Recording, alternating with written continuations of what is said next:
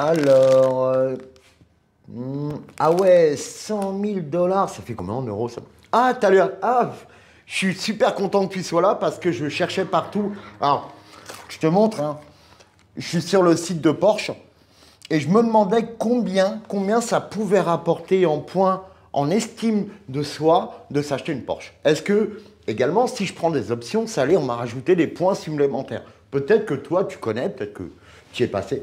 Parce que, on m'a dit, l'estime de soi, c'est directement lié à ce que tu vaux, tu vois, à comment tu te fais respecter, au nombre de likes que tu as sur Facebook, finalement à ce que tu vaux.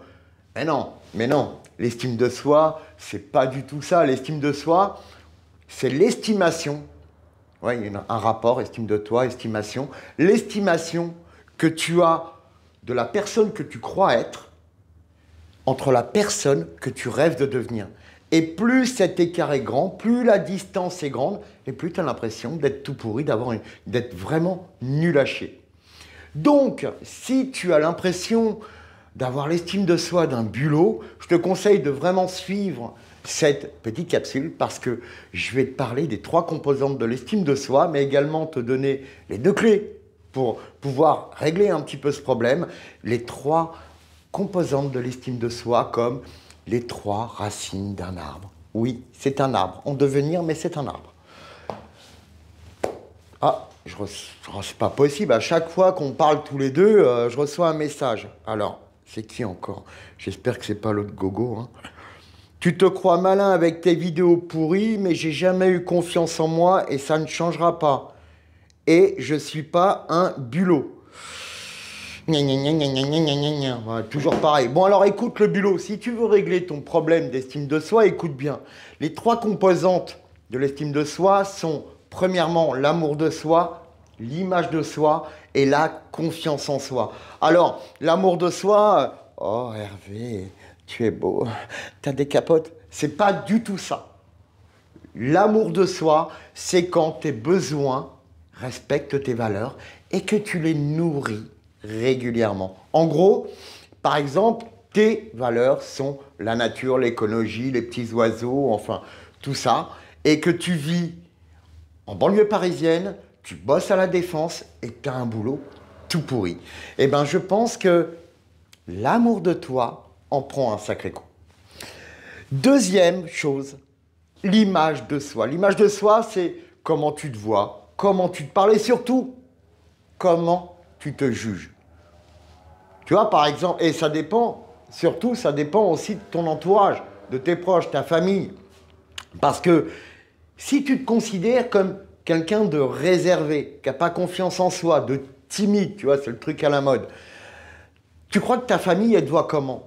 Tu crois que tes proches, ils te voient comment? Et tu crois que tes amis, ils te voient comment?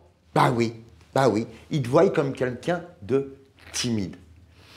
Et troisième point, troisième racine de notre arbre, c'est la confiance en soi. Et la confiance en soi, c'est simple, c'est quand tu es persuadé que tu sais faire quelque chose.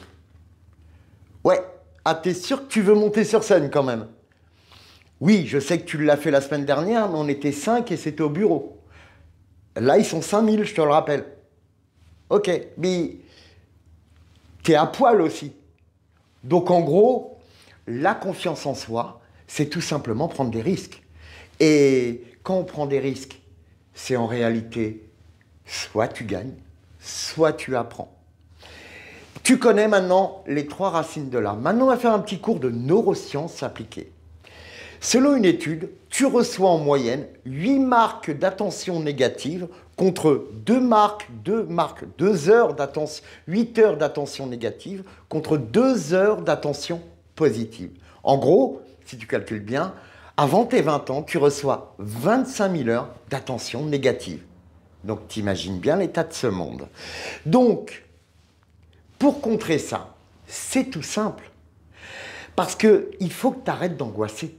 Hein, le bulot, je m'adresse à toi. Il faut que tu arrêtes d'angoisser. Parce que l'angoisse, c'est quoi? C'est que tu projettes dans le futur un truc de ton passé. Et je vais te demander de réfléchir un truc. Est-ce que tu penses que flipper d'un truc qui n'existe pas en te basant sur un truc qui n'existe plus va vraiment faire avancer le schmilblick, tu me le mets en commentaire et je te mets quelques séances tous les deux. D'accord? Donc, le bulot.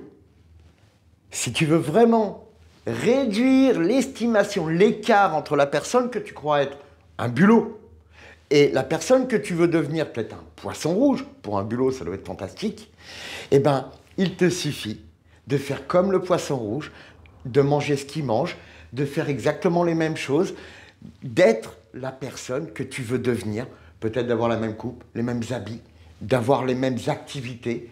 Et c'est comme ça que tu vas réduire l'écart et que tu vas régler ton problème d'estime de toi. C'était une petite capsule les loulous qui j'espère vous apporter beaucoup de valeur. Je vous aime. Si vous avez adoré, mettez un gros pouce, un gros like. Abonnez-vous si vous êtes sur YouTube, ça me fait super plaisir. Mais par contre, rejoignez-nous. Je vous mets le lien en commentaire sur ce groupe si vous êtes un passionné, un courageux et que vous voulez plus de bonheur dans votre quotidien pour avoir tout un tas de trucs merveilleux. Eh ben, rejoignez-nous et c'est un groupe qui commence et je vous assure qu'on va partager que des choses qui vont nous tirer vers le haut. Je vous aime, je vous dis à tout bientôt et surtout, prenez soin de vous. Ciao, ciao les amis.